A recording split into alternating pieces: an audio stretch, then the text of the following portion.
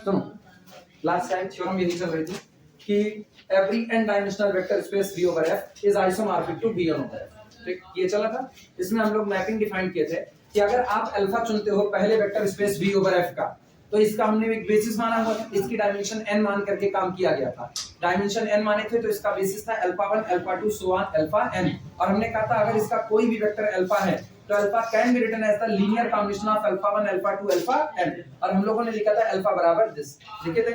फिर हमने mapping define की थी। मैपिंग कहां से थी? V over F से n टपल वाले सेट Vn over F के बीच में मैपिंग थी। तो हमने कहा था कुछ नहीं होगा, जो आगे कोफिशिएंट बैठे हैं इन्हीं को उठा करके मैपिंग क्या बना लेगी? टपल बना लेगी। तो इमेज कौन हुआ? Image n tuple a1 a2 so on an हुआ। 1 1 दिखा चुके थे, आंटो दिखा, सबसे पहले वेल डिफाइंड दिखा थे। 1 1 हो चुका था, आंटो हो चुका था, होमोमॉर्फिज्म और बाकी रह गया था। चलो होमोमॉर्फिज्म की तैयारी करते हैं। लिखना, हेडिंग डाल देना, F is homomorphism.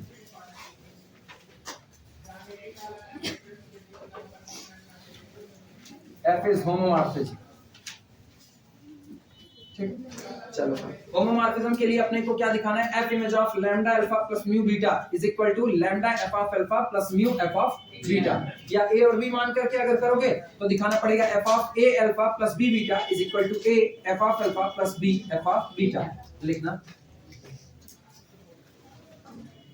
let A comma B belong to the field F and alpha is equal to a1 alpha 1 plus a2 alpha 2 plus up to so on plus an alpha n।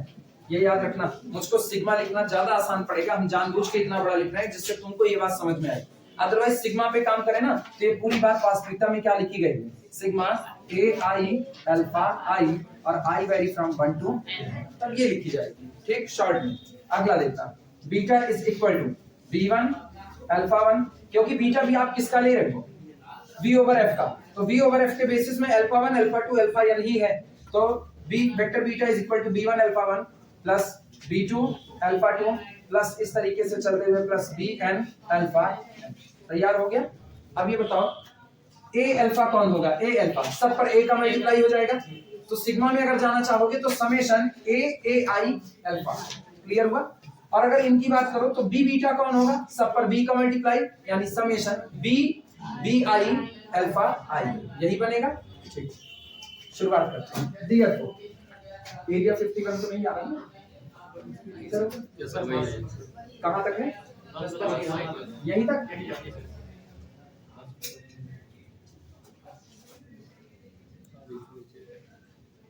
ऐसा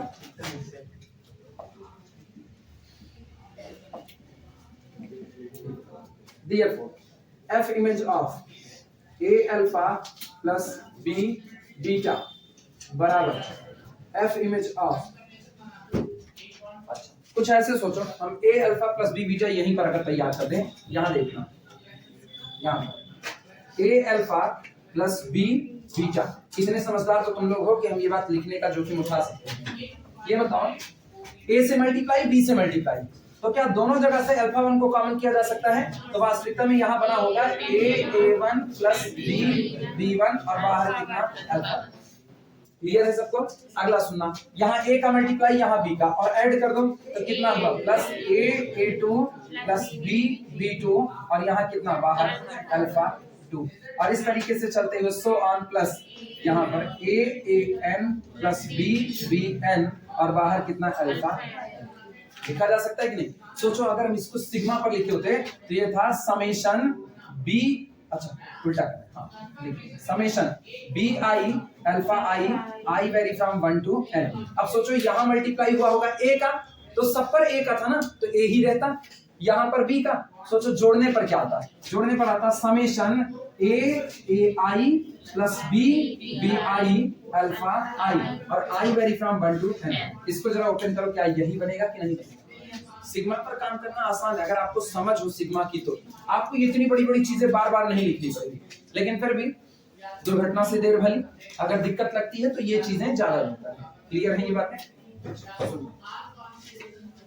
is equal to, अब ये बताना मुझको पता है mapping जब इस पर काम करेगी तो मैपिंग कुछ नहीं करेगी, मैपिंग केवल इसके जो कोफिशिएंट लगे हैं इनको उठा करके एक टपल बना देगी, इतने तो काम होगा। तो सोचो F of A alpha plus B beta tuple तैयार होगा, और वो टपल कौन होगा? पहला मेंबर बोलो टपल का a1 प्लस b b1। अरे आपका है आपका, अब तो सीधे टपल तैयार करेगा ना। और अगला कौन होगा? a2 प्लस b b2, और इस तरीके से चलते चलते a प्लस b bn। क्या ये हिस्सा आ रहा है वीडियो में? नहीं आया, इसको लाना पड़ेगा, वो नाराज हो गया।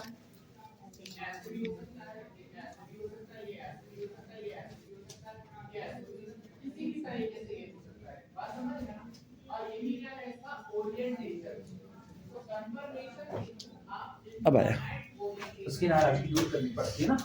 दिस इज इक्वल टू, अब ये बताओ हम चाहें तो हम इसको तोड़ करके दो हिस्से में बांट सकते हैं।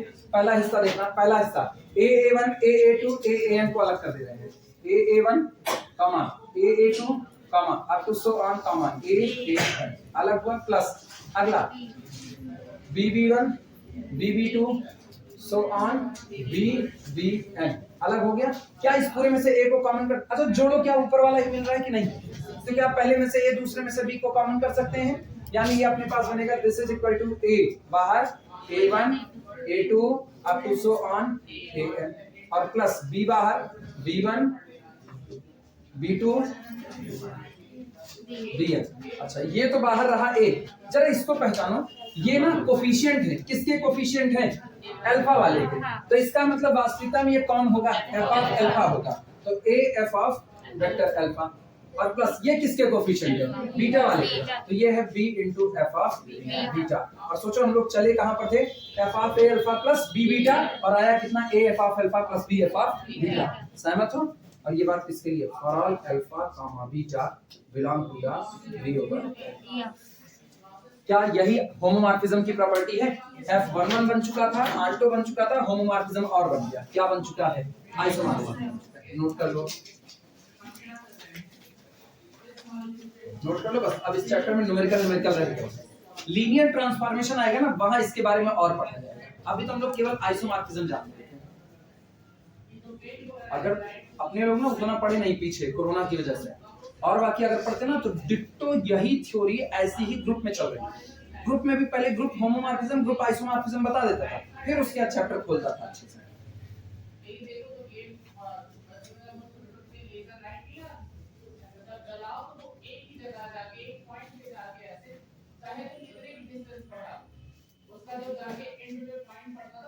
वीडियो में लोग है ना, जितनी देर तक मैथ्स चलेगा उतनी देर तक लोग लिखेंगे मैथ, सीखेंगे केमिस्ट्री।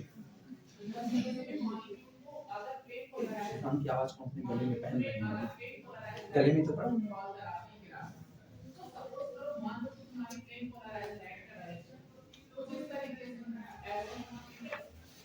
ये बात सबको समझ तो आई जो लिखे थे। सिग्मा पे करना चाहना सिग्मा पे कर सकते हो, मेरी तरफ से खुली छूट है। जानते हो सिग्मा पे बाद में तुमको एक बचेगा ना, तगड़ा दिमाग खेलना पड़ेगा। जोड़ करते हो बना दोगे summation a a i plus b b i, लेकिन जब टपल में बांधोगे ना तो टपल में तुमको अलग अलग लिखना पड़ेगा, ऐसे ही जैसे लिखे हुए, क्योंकि टपल वाले में तो अलग अलग जा रहे हैं। पहला कोऑर्डिनेट i1, दूसरा फिर i2, फिर तीसरा i3, इस तरह से in के भी।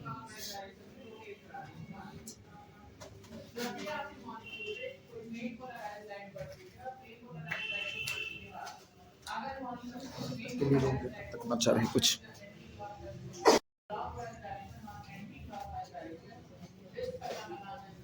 लिखना। This implies that f is homomorphism. इसके बाद लिख रहे हैं, इसके बाद this implies that f is homomorphism. f is homomorphism. अब f को आपने 1 कह दिया, आंटो कह दिया और होमोमॉर्फिज्म कह दिया, एंड हेंस फाइनल टच देना लाइन चेंज करके, and hence f must be an isomorphism, and hence f must be an isomorphism, and hence f must be an isomorphism। therefore conclusion लिख रहे हैं, फाइनल। therefore conclusion में ये statement सामने लिखा है, every n dimensional vector space v over f is isomorphic to vn over f। यही बात पूरी लिख देना, कंक्लूजन लिख करके इसको घेरा मार देना। ये तुमको हमेशा याद रखना चाहिए।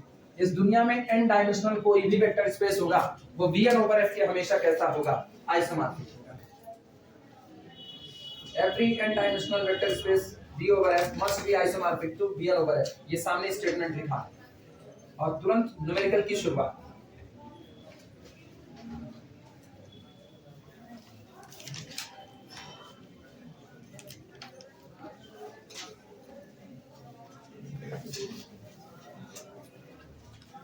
हो गया बेटा, इसको आगे बैठ के बोर्ड देख लो, पूरा कॉपी में तुम्हारे लिखा स्टेटमेंट ऊपर देख करके लिख रहे हैं।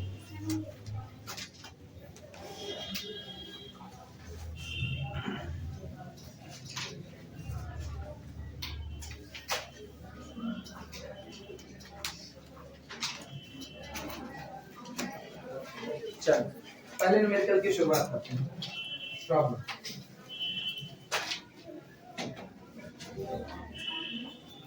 प्रॉब्लम में लिखना, let capital T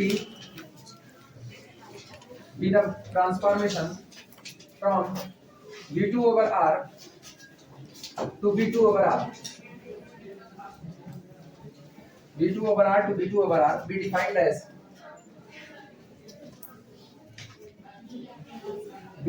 as T of A1 B1 is equal to B1 A1. So that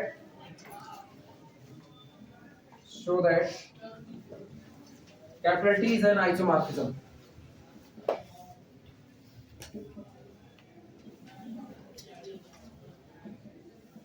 So that capital T is an isomorphism. V2/R का मतलब जान रहे हो, फील्ड कैसी है, रियल। और V2 का मतलब जो नीचे सफिक्स 2 लगा है, घर के मेंबर कैसे होंगे, ऑर्डर पेयर टाइप में। इसका मतलब सही सलामत कहना तो ये V2/R थोड़ा सा गड़बड़ लिखा गया, ये वास्तविकता में R2। एक फील्ड रियल की है, ये R2/R। ये कौन है, R2/R। और जो मैपिंग आपकी काम कर रही है वो R2/R से किसके बीच में काम कर रही है, R2/R। पता है, अगर आप मैट्रिक्स पढ़े हुए हो, तो आप केवल एक काम है, R2/R से R2/R है। मैपिंग इस तरीके से डिफाइंड है कि अगर हम इसके लिए मैट्रिक्स बनाना चाहें, मैट्रिक्स बनेगी 2x2, साफ सुथरी मैट्रिक्स होगी, 2x2 की मैट्रिक्स बनेगी, ठीक। और अगर ये हम लीनियर ट्रांसफॉर्मेशन में सिखाएंगे, अभी ना परेशान, तय बात है इसकी मैट्रिक्स आएगी 2x2 और एक ही मैट्रिक्स आएगी। तो अपने डिफाइंड हुए ट्रांसफॉर्मेशन से अगर मुझको मैट्रिक्स मिल गई ना, यही बात खत्म, लीनियर ट्रांसफॉर्मेशन, बात यही खत्म। होमोमॉर्फिज्म तो ये होगा, केवल मुझको दो चीजें दिखानी पड़ेंगी, पहला 1 1, दूसरा कौन सा, आंटो दिखाना पड़ेगा। और हम डिक्लेयर कर देंगे, चूंकि मैट्रिक्स आई इसलिए होमोमॉर्फिज्म होगा, because every matrix transformation must be a linear transformation. और लीनियर ट्रांसफॉर्मेशन ही क्या नाम होता है, होमोमॉर्फिज्म होता है, वही बात खत्म। लेकिन चूंकि अभी हमने नहीं पढ़ा हुआ है लीनियर ट्रांसफॉर्मेशन में, हम लोग मैट्रिक्स ऑफ लीनियर ट्रांसफॉर्मेशन निकालेंगे, इसलिए यहाँ हम लोग तीनों बातें दिखाएंगे, 1 1, आंटो, होमोमॉर्फिज्म। जरा मैपिंग का बिहेव देखो, कुछ खास नजर आ रहा है, क्या कर रहा है, एक्स वाई कोऑर्डिनेट को पलट के क्या कर देगा, वाई एक्स कर देगा, इतने तो फर्क कर रहा है। अच्छा ये बताओ, हम तुमको ऐसे एक कोऑर्डिनेट बोल रहे हैं, एक कोऑर्डिनेट दिया गया है 8 5, एक कोऑर्डिनेट 8 5, तो क्या उसी प्लेन में 5 8 एग्जिस्ट करेगा कि नहीं करेगा, करेगा ही करेगा। अच्छा एक कोऑर्डिनेट दिया गया 1/2 1/3, 1/2 1/3, एक्स के प्लेस पर कौन है 1/2, वाई के प्लेस पर 1/3, तो इसका मतलब क्या उसी दुनिया में 1/3 1/4 होगा कि नहीं, सॉरी 1/3 1/2 होगा कि नहीं। मतलब आप कोई भी चुनोगे तो उसका रिवर्स भी होगा, यानी अगर आप रिवर्स चुनते हो तो उसका सीधा भी होगा। आंटो का केस दिख रहा है कि नहीं दिख रहा है। अच्छा अब सुनना, जिन लोगों को अभी भी दिक्कत लगे वो लोग ऐसे लिखते, पहले तो आंटो वाली बात समझ लो। ये मेरा कौन है, XY प्लेन, XY प्लेन, इसी XY प्लेन को हम कहते हैं R2/R। फिलहाल के लिए अपने केस में यही कौन हो गया है, V2/R। मैपिंग सेम से सेम में आ रही है, तो ये कौन है मेरा V2/R।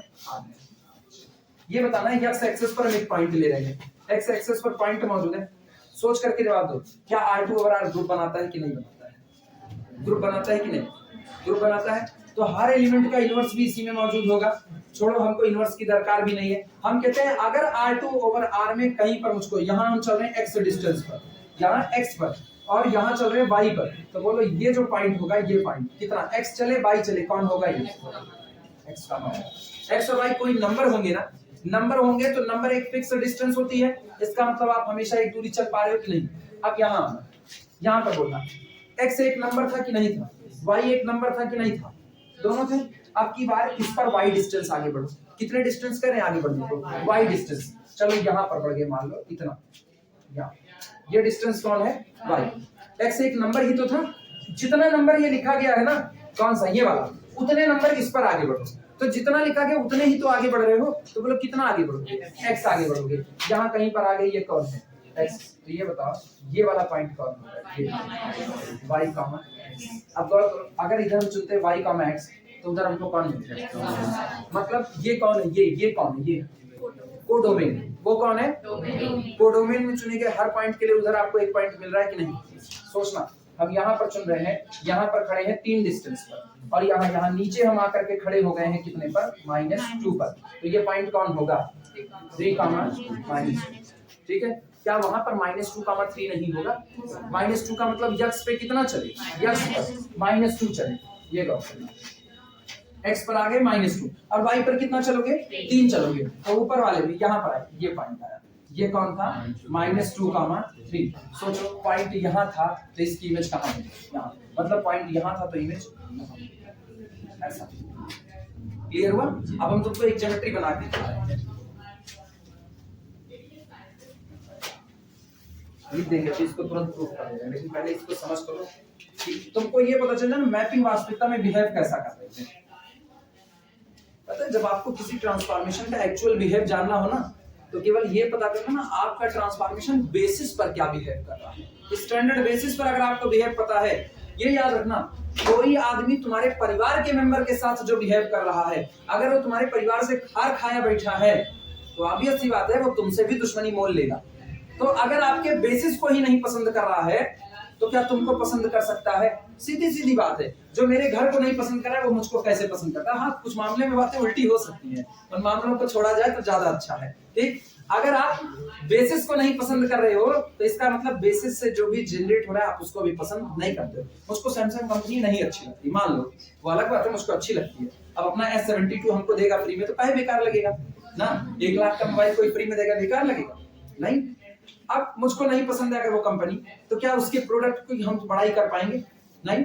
बेसिस कंपनी तो हम उसके प्रोडक्ट की बड़ाई नहीं कर रहे हैं। मुझको लावा का मोबाइल मान लो नहीं पसंद है, ठीक, तो ऑब्वियस सी बात है हम किसी को लावा का मोबाइल सजेस्ट करने की सलाह नहीं देंगे। मान लो मुझको यहाँ इस कोचिंग में पढ़ा रहे हैं, मान लो मुझको मनीष से दुश्मनी हो गई, हम मनीष की झाड़ बुराई कर रहे हैं, झाड़ बुराई कर रहे हैं, तो हम किसी के थोड़ी कहेंगे आकर के शिक्षा क्लासेस में पढ़ो, कि कहेंगे, नहीं पढ़ेंगे। अब सोचो मुझको एक किताब से बड़ी दुश्मनी है और हम उस किताब को किसी को पढ़ने के लिए नहीं कहते कि नहीं, बस पागल चुप रहो, पता नहीं कौन सी किताब है, अपने को है। ऐसी बातें पब्लिक डोमेन में नहीं की जाती है ना, वो नॉन स्टैंडर्ड बेसिस वाली कंडीशन आ जाएगी। नहीं पसंद है तो उसको पढ़ने की सलाह हम देते हैं, कभी नहीं देते हैं। और सेम कंडीशन, अगर आप बेसिस का बिहेव जानते हो, पूरा लीनियर अलजेब्रा आपको यही सिखा रहा है, अगर आप बेसिस का बिहेव जानते हो तो आप एलिमेंट के साथ किया गया बर्ताव आप डिसाइड कर सकते हो क्या होने वाला। अब हम स्टैंडर्ड बेसिस के साथ बर्ताव देखते हैं। ये बताना R2 ओवर R का स्टैंडर्ड बेसिस सब लोग जानते हो क्या होता है, 1 0 और 0 1, ठीक है। 1, 0 देखना इधर चल रहे हैं, ये पॉइंट है 1, 0, ये पॉइंट कौन होगा 0, 0। अगला कौन है 0 1, तो यहाँ ये कौन है 0 1। अच्छा ये बताओ, तो ऐसी तारीख में ये कौन होगा, यही होगा कि नहीं। अब सोचो क्या तुमको इधर एक स्क्वायर मिल गया कि नहीं मिल गया, एक स्क्वायर मिला, कुछ तो बोलो। हाँ, एक यूनिट मिल गया। दूसरी तरफ जरा इसकी इमेज देखना, अगर मुझको इस डिब्बे की इमेज निकालनी ना तो मुझको कुछ नहीं करना, मुझको केवल स्टैंडर्ड बेसिस की इमेज का पता कर लेना है बस। ये बताओ 1 0 को किधर भेजेगा, 0 1 पर भेजेगा। 0 1 का मतलब इसको भेजेगा कहां पर, इधर भेजा। अच्छा 0 1 को कहां पर भेजेगा, इधर भेजेगा, ऐसा। अब जरा बदलाव देखना, बदलाव ये है ना, ये देखना, ये लाइन होती है y बराबर, और वो बराबर मिरर इमेज फेंक रहा है। इधर पहले कौन था, इसको शीशा मान, दुनिया इसको शीशा कहती है। अब बताओ, अभी शीशे के पास कहाँ खड़े हो? 0 0 पर आगे बढ़ रहे हो, 1 यूनिट आगे बढ़ गए, तो शीशे में किधर बढ़ोगे? शीशे में ऊपर बढ़ोगे। भैया शीशा तिरछा है, सीधा होता ना। सोचो ये शीशा अगर ये सीधा होता, तो अगर हम पीछे की तरफ जा रहे हैं तो शीशे में भी हम किधर जाते? पीछे। अगर हम आगे आते तो शीशे में भी किधर आते? आगे आते। अभी सोचो घर के सामने जो गांव में शीशे लगे होते हैं ना, ऐसे लगे होते तिरछे पे, तो सोचो अपने को बाल भी झाड़ना होता है तो ऐसे नहीं झाड़ते, ऐसे झाड़ते हैं, यूं, मतलब तिरछा होकर के यूं इमेज बन रही है। तो इसका मतलब अगर ये शीशा तिरछा है तो ये बताना, उंगली का मूवमेंट देखना। अब इस लाइन की इमेज ये लाइन बन रही है कि नहीं? और ये बताओ जब हम इस लाइन पर चलेंगे तो मेरी उंगली इस पर चलेगी, इसका मतलब ऐसा चल, ऐसा, हाँ या ना? अरे सहमत हो? अब ये बताना, इधर आप आए 1 यूनिट तो इधर भी चढ़े कितना? 1 यूनिट। इधर 2 यूनिट तो इधर भी 2 यूनिट। अच्छा अब नीचे वाले पर आओ, इधर देखना, नीचे वाले पर जा रहे हो इधर, तो इधर बढ़ोगे कि इधर बढ़ोगे? इस साइड में, क्योंकि शीशे में इमेज आनी। आप शीशे में अपने आप को देख रहे हो और आपकी इमेज बाहर आ रही है, कमरा छोड़ के भाग जाओ, दिखने वाले नहीं हो ना। तो इसका मतलब इमेज को शीशे में रहने दीजिए, ज्यादा बेहतर होगा। इसको नीचे ले जाओ, इसको इधर लेकर के जाओ। अब बोलो मूवमेंट देखना। ये क्या हर बार ये जो मैपिंग है ये आपको सीधे सीधे एक बात नहीं बता रही कि आप केवल और केवल लाइन y बराबर x के मिरर इमेज पर रिफ्लेक्शन ले रहे हैं। यही हाल है कि नहीं? बस ये बन गया। अरे ऐसा 1, 0 0, 1, लेकिन दुनिया मांगे ना वही है, तो हम कहेंगे ना ना देखो यार ये कौन है? ये इसकी इमेज ये 1 0 1 पिछला स्टैंडर्ड बेसिस कौन था?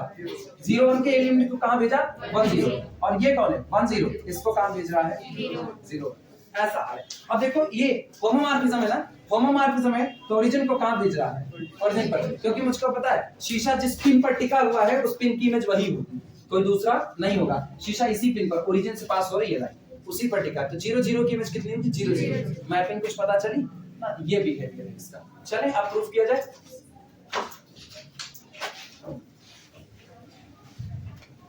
अब मुझको पता है, अब बेसिस के साथ आपका बिहेव मुझको पता चल गया। अब मुझको पता है अगर हम पॉइंट यहां लेंगे, यहां किस क्वाड्रेंट में, किस क्वाड्रेंट में हो? चौथे क्वाड्रेंट में, तो इमेज कहां फेंकेगा? 3rd क्वाड्रेंट में। पल्ले पड़ा? अरे हाँ सॉरी सेकंड, अपना थोड़ा सा इधर उधर चल रहा है, कोरोना हो गया है ना। अच्छा सुनो, इधर अगर लोगे इधर इधर तो कहां भेजेगा? यहीं पर, यहीं पर बगल में ही। इधर लोगे इसके नीचे तो यहां पर लेगा। क्लियर हुआ कि नहीं? अच्छा इस लाइन पर ही लोगे तो लाइन पर ही लोगे, कहीं नहीं भेजेगा, वहीं रखेगा। शीशे के ऊपर खड़े हुए हो तो तुम्हारी जो शीशम तुम्हारी नाक से नाक सटा करके ही बनेगी, अलग से बनने वाली नहीं।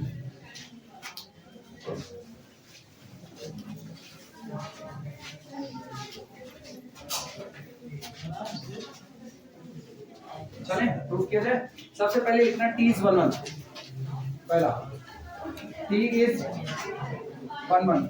अच्छा सुनो मिट्टी के शेरों, T is 1 1 में 1 1 के प्रतिबंध को जरा एक सुर में नहीं बिखर गए तुम लोग, इकट्ठे बोलो तो इक्वल इमेजेस के इक्वल एलिमेंट, कम से कम याद ना। हाँ खतरा तो यही है। T is 1 1 में आना दो अल्फा लो, सॉरी दो अल्फा कह रहे, दो एलिमेंट लो अल्फा और बीटा, और कह दो कि दोनों की इमेज आपस में कैसी है? बराबर है। T ऑफ अल्फा बराबर T ऑफ बीटा, और दिखाएंगे अल्फा बराबर कितना? बीटा। लिखना टेक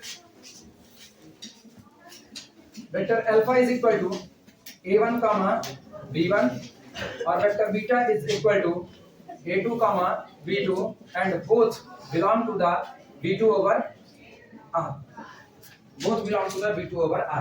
अच्छा ये V2 over R कौन है? ये V2 over R, इसके नीचे हम लिख दे रहे हैं दिस इज द डोमेन, क्योंकि आज डोमेन और कोडोमेन दोनों कैसे हैं? बराबर है, तो अपने को साफ बचा करके चलना पड़ेगा। दोनों कौन है? डोमेन।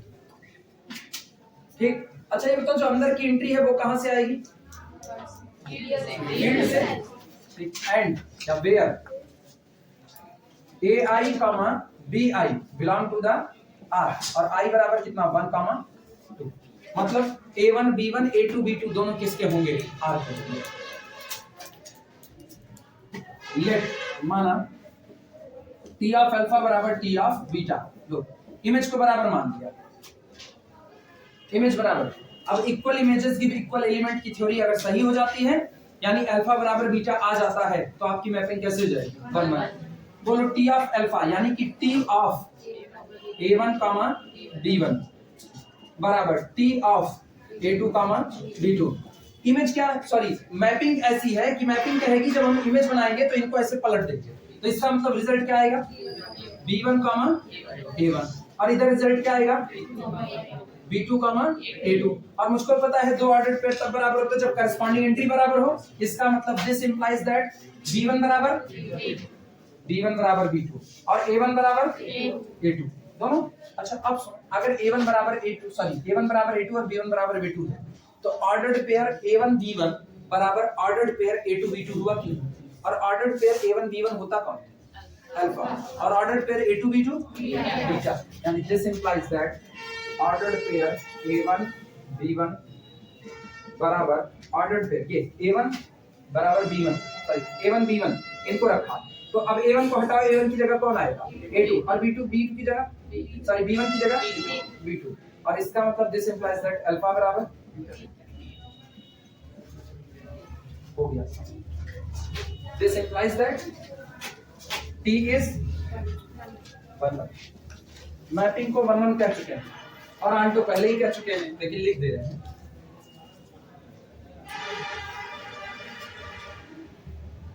मैपिंग अगर आसान है, बहुत कॉम्प्लिकेटेड नहीं है कि आपको कंप्यूटर की जरूरत पड़ेगी उसके ग्राफ को खींचने के लिए, तो कोशिश करो कि विजुलाइज करके उसको देख सको, उससे आपको नेचर पता चलता है कि आखिर बर्ताव उसका कैसा हो रहा है। अब तुमको भी पता है ना, गांव में जो लोग भी रहे हैं उनको खूब अच्छे से पता है गांव में शीशा सीधे नहीं रखा जाता, सीधा नहीं रखा है, तो वो नॉर्मली ऐसे ही तिरछा टांग दिया जाता है, तो वही आपकी लाइन y बराबर x हो रही होती है। अब मेरे गांव में था, हर घर में ऐसा हाल था, अब तुम लोग क्या हम नहीं जानते हैं भाई, अब गांव विकसित हो चुके हैं, अब वो भी गोदरेज की अलमारी, त्रिवेणी की अलमारी के अंदर में शीशे लगे हुए आते हैं ना। नई दुल्हन दहेज लेकर के आती है तो अलमारी कंपलसरी है लेके आती है, पहले गौखा हो गया।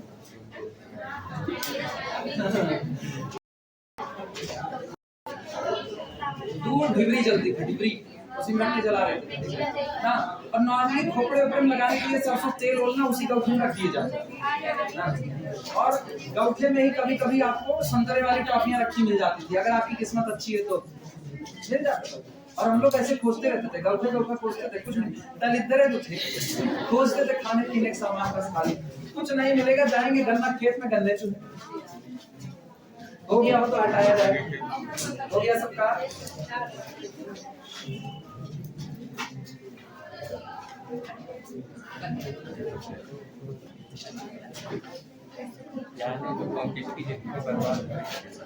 एक मटर होती है ना, छोटी छोटी होती है, उसको गांव में बुढ़िया मटर कहा जाता है, बुढ़िया मटर, फुल मटर, ये ग्रीन रहती है, हाँ तो उसका बुढ़िया मटर कहा जाता है। अब हम लोगों की कंडीशन ये होती थी ना, घर से भेजे जाते थे, जब भैया तोड़ लाओ गुलगुला बनना है, इसी घुगरी को कुछ लोग गुलगुला कहते हैं, क्या जब तोड़ लाओ भैया घुगरी बननी है, गुलगुला बनना है। हम लोग खेत में जाते थे तोड़ने के लिए, तो ले करके गए हैं, जो कि मौनी से तोला लेकर के गए, पहले बैठ करके खाते थे, उसके बाद तोड़ करके लाते थे, पहले ये। सेकंड प्लीज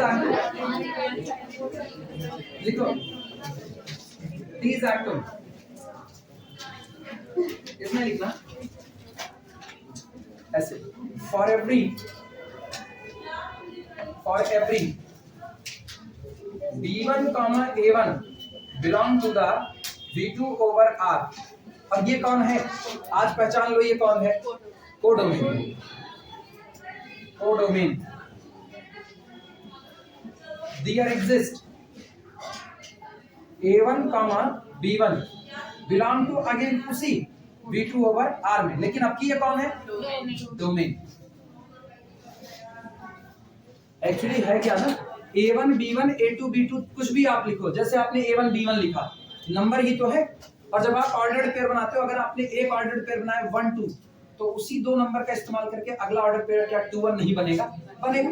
अगर आपने एक ऑर्डर पेयर बनाया √2 √3, फ्लिप मारो, अगला कौन बनेगा, √3 √2, हर बार बनेगा। तो आपका ये जो A1 B1 है, ये आपके फील्ड का मेंबर है, और फील्ड का मेंबर है तो आपने पहली बार बनाया B1 A1, तो पलटते ही आपको तुरंत क्या मिलेगा, A1 B1, और वो भी ऑर्डर्ड पेयर ही होगा।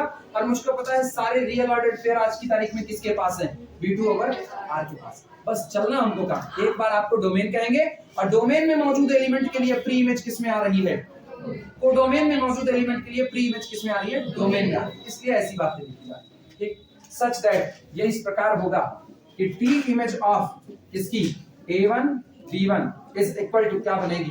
b1 comma a1। ठीक, implies that t is onto. Mapping T हमेशा कैसा होगा? आंटो। 1 1 हो गया, आंटो हो गया, एक और बचा, जानते हो कौन सा बचा? होमोमॉर्फिज्म। उसको भी देख लेते हैं, लिख लो तो फिर कब आए देखा जाए।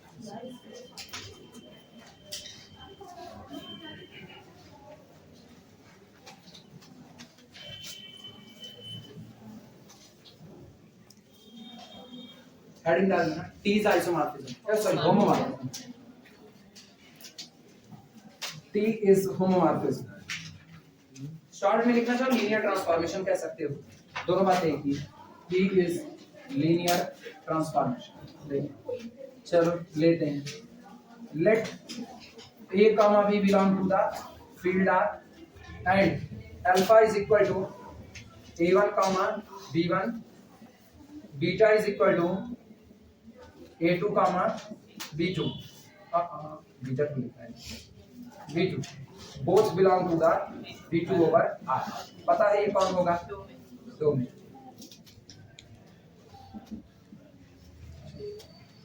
a alpha plus b beta तैयार करते हैं। a alpha plus b beta is equal to कितना? a1 कामा b1 plus b a2 comma b2, यानी दिस इज इक्वल टू, अब की सीधे तैयार करते हैं। a alpha plus b beta is equal to क्या बना? a1 plus b a2। अगला कौन बनेगा? a b1 plus b b2। और इस पर ना सीधे मैपिंग टी को ऑपरेट करा दो। सब लोग इधर साथ में बने रहो। This implies that T image of a alpha plus b beta is equal to T image of a1 plus b a2 comma a b1 plus b b2। अच्छा ये बताओ, मैपिंग ऑर्डर्ड पेयर पर काम करती है तो कुछ नहीं करती, ऐसे पकड़ती है यूं घुमा देती है, तो इसका मतलब ये बनेगा कितना? This is equal to a b1 plus b b2 और फिर comma a a1 plus b a2। ये रहा। और क्या हम लोग इसको छिटका करके लिख सकते हैं कि नहीं? यानी कि दिस इज इक्वल टू, पहला देखना a b1 a a1, पहले a वाले अलग कर दिया करो, a b1 comma a a1। अब की किसको अलग करोगे? b वाले, इनको प्लस b b2 और b a2। क्या पूरे में से a को और यहां से b को कॉमन किया जा सकता है? a बना this is equal to a बाहर b1 कॉमा a1 और यहां से प्लस b बाहर कौन बना? b2 comma a2। अच्छा ये बताओ, ये पता है ये तो a रहा, ये कौन है? f of alpha, sorry t of, और ये कौन है? t of. क्या प्रूफ हो गया? इसका मतलब जो t था वो कौन था? होमोमॉर्फिज्म था। 1 1 हो गया, आंटो हो गया, होमोमॉर्फिज्म, यानी t आपका कौन हो गया? आइसोमॉर्फिज्म हो गया।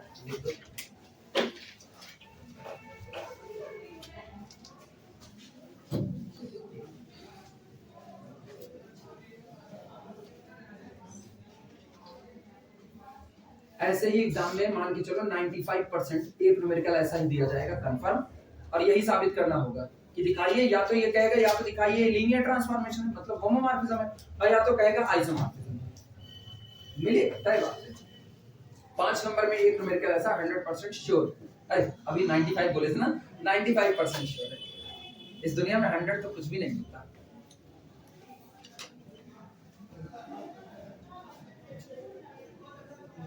एक होता है सूरज का निकलना 100% श्योर, भले बादल रहे पानी बरस से वो निकलेगा।